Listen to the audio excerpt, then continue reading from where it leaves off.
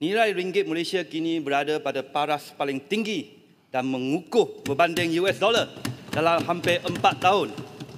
Apakah punca utama yang mendorong pengukuhan nilai ringgit Malaysia dan bagaimana kenaikan ringgit ini dapat membantu pembangunan ekonomi secara keseluruhan, khususnya kepada manfaat rakyat?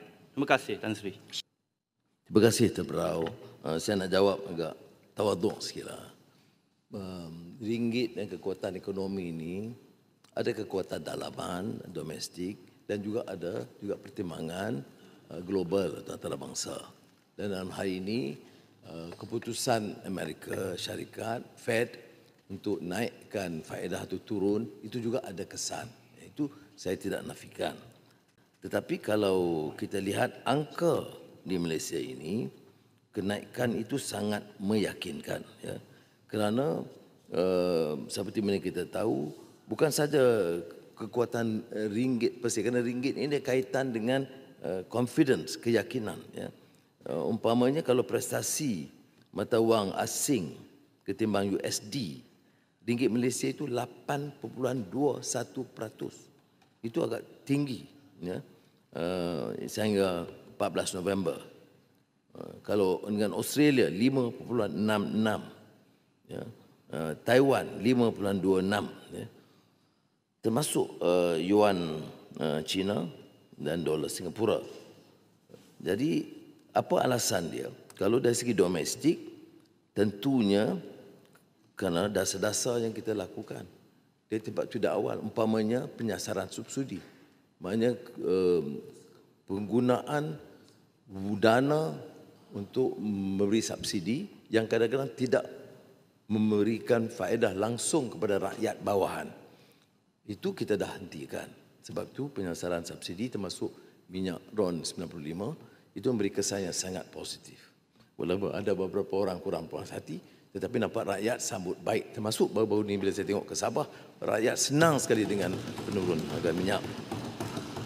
Tapi yang penting yang berhormat Terberau ialah kalau kita lihat umpamanya keseluruhan figure, kerana langkah-langkah yang diambil termasuk fiscal discipline, ya, defisit diturunkan. Dia bukan mudah. Ya. Maknanya kita nak mengembang, tetapi dalam masa belanja yang lebih untuk pembangunan sekolah, pendidikan dan kesihatan dan infrastruktur, defisit diturunkan. Ya. Dan ada yang tegur, termasuk Ali Muhammad mengatakan, bila kita kira pertimbangan pembangunan, kita masukkan peranan GLIX dan JLC. Ya. Ini seolah-olah tidak wajar, tidak benar. Sekarang ini, apa yang kita lakukan, Tan Sri dan Pertua, menarik. Sebab kita mulakan masukkan kerana kalau program khazanah, dia ikut program rencana kita. Termasuk kita belanja untuk taman warisan. Walaupun dana khazanah, tapi termasuk kerangka kita. Jadi sekarang ini, Korea pun ikut sama. Beberapa negara Eropah termasuk UK dah ikut sama. Maknanya keputusan kita itu, keputusan yang wajar, yang tidak bertentangan. Walaupun adalah dari ekonomi kita yang pertikai. Satu angka yang sangat menarik, yang saya nak sebut di sini, Terberau, ya, iaitu defisit kita dulu ini memang jadi masalah. Ya. Tetapi pada tahun 2025, angka suku ketiga, kita pertama kali dapat lebihan dan tidak lagi defisit setelah 14 tahun.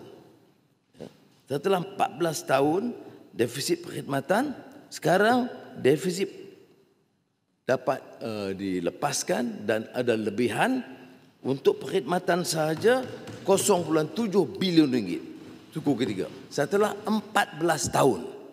Ini kerana perancangan ekonomi kita.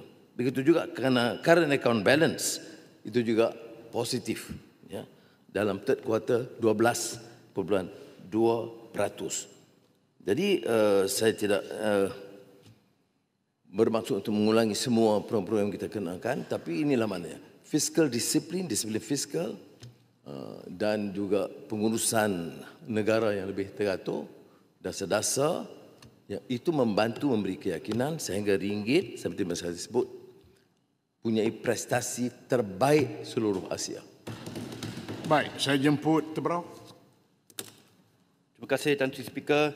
Saya ingin mula dengan mengucapkan tahniah dan terima kasih kepada Perdana Menteri kita kerana telah berjaya menguruskan kewangan negara dengan begitu berhemah dan baik.